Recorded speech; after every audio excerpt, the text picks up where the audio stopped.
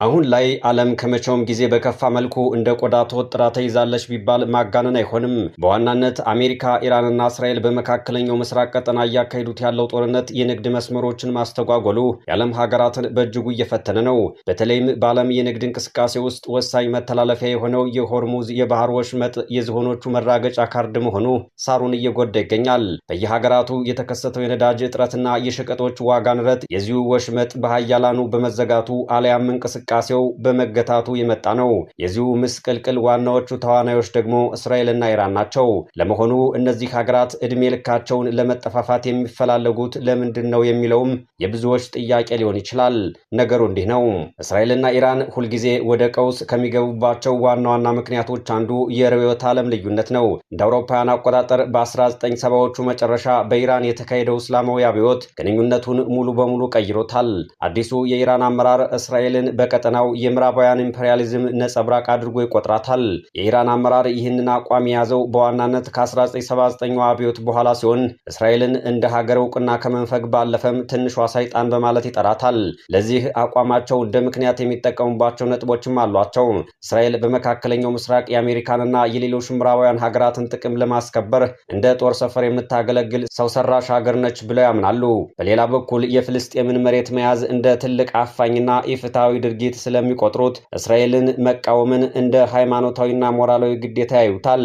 የኢራን እስላማዊ አብዮት አንዱ ግብ የተጨቆኑ ህዝቦችን ነፃ ማውጣት በመሆኑ እስራኤልን እንደ ዋነኛ ጨቋኝ ኃይል አድርገው ይስሏታል።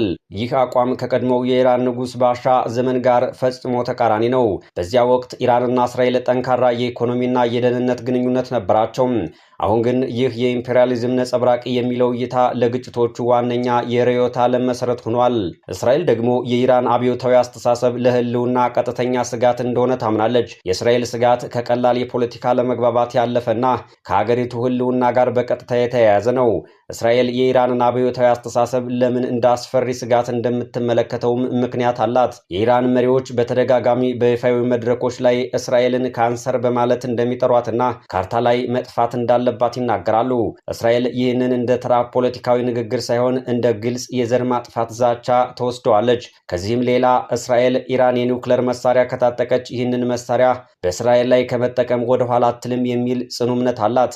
እስራኤል በቆዳ ስፋት በጣም ትንሽ ሀገር በመሆኗ አንድ የኒውክሌር ጥቃት ሀገሪቱን ሙሉ በሙሉ ሊያጠፋት እንደሚችል ትገነዘባለች። ስለዚህ ኢራን የዩራኒየም ማበልጸግ ስራዋን ስታፋጥን እስራኤል እንደ ቀይ መስመር ነው የምታየው።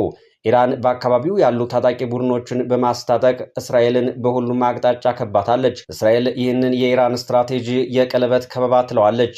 ይህም ከሰሜን በሊባኖስ በኩል ሂዝቦላህ፣ ከደቡብ በጋዛ በኩል ሐማስና የእስላማዊ ጂሃድ ቡድኖች፣ ከምስራቅ በሶሪያና በኢራቅ ያሉ የኢራን ተላላኪ ሚሊሻዎች፣ ከሩቅ ደቡብ የመን ውስጥ ያሉ የሁቲ አማጽያን፣ እነዚህ ሁሉ ቡድኖች የኢራንን አብዮታዊ አስተሳሰብ የሚጋሩና እስራኤልን ለማጥቃት ዝግጁ የሆኑ ናቸው ይባላል።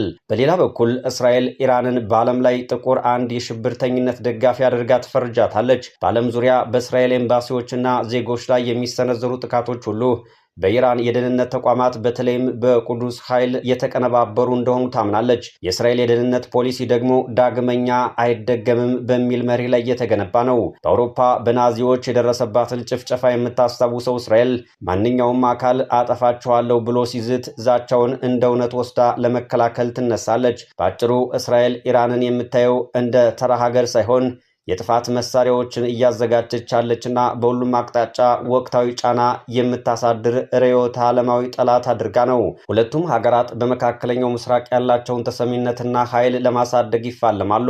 ኢራን እንደ ሂዝቦላ፣ ሐማስና ሁቲዎች ያሉ ቡድኖችን በመደገፍ እስራኤልን በቅርብ ርቀት ትከባታለች። ይህ የተኪ ኃይሎች ስትራቴጂ ኢራን ከድንበሯ ርቃ ከእስራኤልን የምታዳክምበትና የምታስፈራራበት ዋናው መሳሪያ ነው። ኢራን እነዚህን ቡድኖች በገንዘብ በስልጠናና በላቁ የጦር መሳሪያዎች በተለይ ሚሳይልና ድሮን ትረዳለች ብላ ታምናለች። ኢራን ከእስራኤል ወይም ከአሜሪካ ጋር ፊት ለፊት ከመቅጠም ይልቅ እነዚህን ቡድኖች በመጠቀም የራስን መሬትና ሕዝብ ቀጥቃ ትጠብቃለች። ጦርነቱ የሚካሄደው በሌሎች ሀገራት ማለትም በሊባኖስ፣ የመንና ጋዛ መሬት ላይ ይሆናል።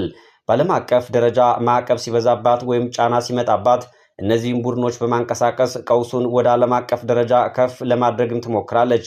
ይህ ሁኔታ በመካከለኛው ምስራቅ ለሚታየው አለመረጋጋት ዋነኛው ምክንያት ነው። እስራኤል ደግሞ በጎረቤት ሀገራት በተለይም በሶሪያ ያላትን ወታደራዊ መገኘት ለማዳከም ተደጋጋሚ የአየር ጥቃቶችን ትፈጽማለች። እስራኤል የኢራንን መስፋፋት ለመግታት የምትከተለው ይህ ስትራቴጂ በወታደራዊው ዓለም በጦርነቶች መካከል የሚደረግ ዘመቻ በመባል ይታወቃል። እስራኤል በቀጥታ ወደ ከፋ ጦርነት ሳትገባ የኢራንን ክንዶች ለመቁረጥ የምትጠቀምባቸው ስልቶች አሉ። ኢራን ከቴህራን ተነስቶ በኢራቅና በሶሪያ በኩል እስከ ሊባኖስ ወይም ሄዝቦላህ የሚዘረጋ የጦር መሳሪያ ማጓጓዣ መስመር ለመዘርጋት ትጥራለች። እስራኤል በዚህ መስመር ላይ የሚንቀሳቀሱ የጦር መሳሪያ የጫኑ ተሽከርካሪዎችን፣ መጋዘኖችንና ድልድዮችን በአየር ጥቃት ትመታለች። ዓላማው ዘመናዊ መሳሪያዎች ሄዝቦላህ እጅ እንዳይገቡ መከላከል ነው። ኢራን በሶሪያ በእርስ በርስ ጦርነት ውስጥ የነበረውን ክፍተት በመጠቀም በሶሪያ ምድር ላይ ቋሚ የጦር ሰፈሮችን ለመገንባትና ሚሳኤሎችን ለመትከል ሞክራለች። እስራኤል ደግሞ ሶሪያ ውስጥ የሚገቡ የኢራን የጦር ሰፈሮችን፣ የድሮን ማምረቻዎችንና የስለላ ጣቢያዎችን ቀይ መስመሮች ናቸው በማለት ገና ሳይጠናቀቁ በአየር ጥቃት ታፈርሳቸዋለች። ኢራን ለተኪ ኃይሎቿ ተራ ሮኬቶችን ብቻ ሳይሆን ኢላማቸውን በትክክል የሚመቱ ሚሳኤሎችን ለመስጠት ትጥራለች። እስራኤል በበኩሏ የእነዚህን መሳሪያዎች ቴክኖሎጂና ክፍሎች የያዙ ጭነቶችን በደማስቆ አየር ማረፊያ የሚሆን በወታደራዊ ካምፖች ውስጥ በልዩ ጥንቃቄ ትመታለች። አልፎ አልፎ የኢራን አብዮታዊ ዘበኛ ከፍተኛ መኮንኖች በሶሪያ ውስጥ በሚያደርጉት ስብሰባ ላይም ጥቃት ተፈጽማለች ነው የሚባለው። ይህ ሁሉ በኢራንና በተኪ ኃይሎቿ መካከል ያለውን የእዝ ሰንሰለት ለማናጋትና በኢራን አመራሮች ላይ የስነ ልቦና ጫና ለማፍጠር ነው። በአጭሩ የእስራኤል ስትራቴጂ ኢራን በደጃፌ ላይ መላመድ የለባትም የሚል ነው። ይህ ወታደራዊ እንቅስቃሴ በሶሪያ ሰማይ ላይ ብቻ ሳይሆን በቀይ ባህርና በሜዲትራሊያን ባህር ላይም የሚደረጉ የባህር ላይ ግጭቶችን ይጨምራል። ከዚህ ባሻገር ለበርካታ ዓመታት ሁለቱ ሀገራት በቀጥታ ከመጋጠም ይልቅ በድብቅም ሲጠቃቁ ቆይተዋል። ይህም በመሰረተ ልማቶች ላይ የሳይበር ጥቃቶች መሰንዘር፣ በቀይ ባህርና በኦማን ባህረ ሰላጤ መርከቦች ጥቃት፣ እንደዚሁም የደህንነትና የስለላ ተቋማት የሚያደርጓቸው የድብቅ ስራዎችን ያካትታል።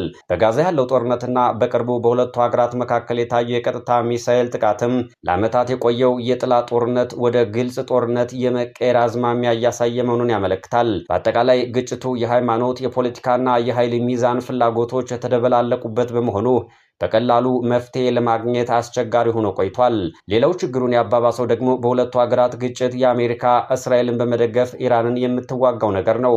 አሜሪካ እስራኤልን በመደገፍ ረገድ ያላት ጽኑ አቋምና ከኢራን ጋር ያላት ቅራኔ በበርካታ ታሪካዊ፣ ስትራቴጂካዊና ፖለቲካዊ ምክንያቶች ላይ የተመሰረተ ነው።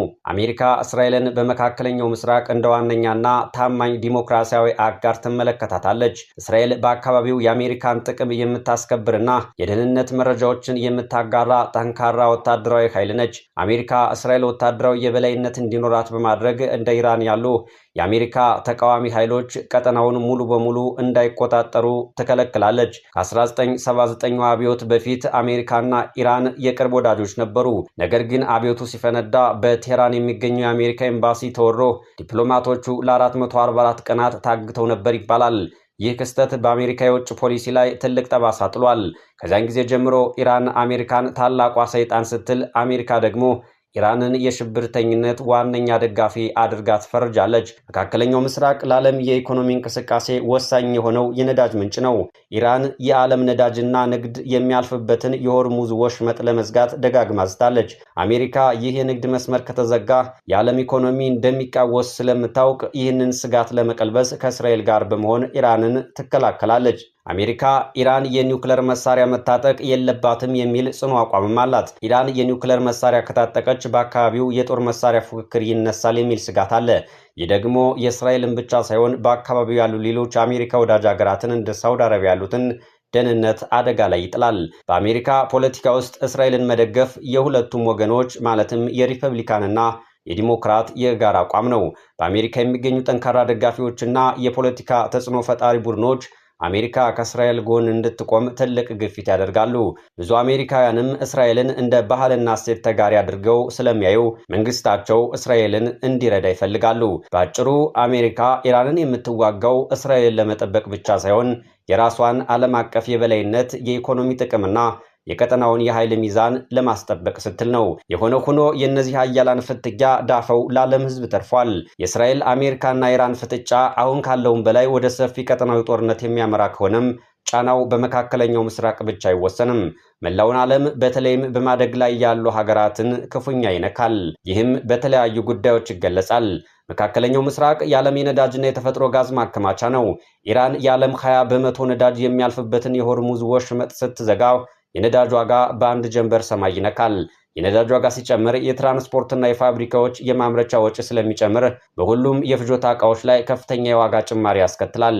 ዓለም አቀፍ የገንዘብ ተቋማትና ባለሀብቶች ጦርነት ባለበት አካባቢ ገንዘባቸውን ኢንቨስት አያደርጉም። የአክሲዮን ገበያዎች መውደቅና የዶላር ዋጋ መለዋወጥ የዓለምን ኢኮኖሚ ወደ ድቀት ሊከተው ይችላል።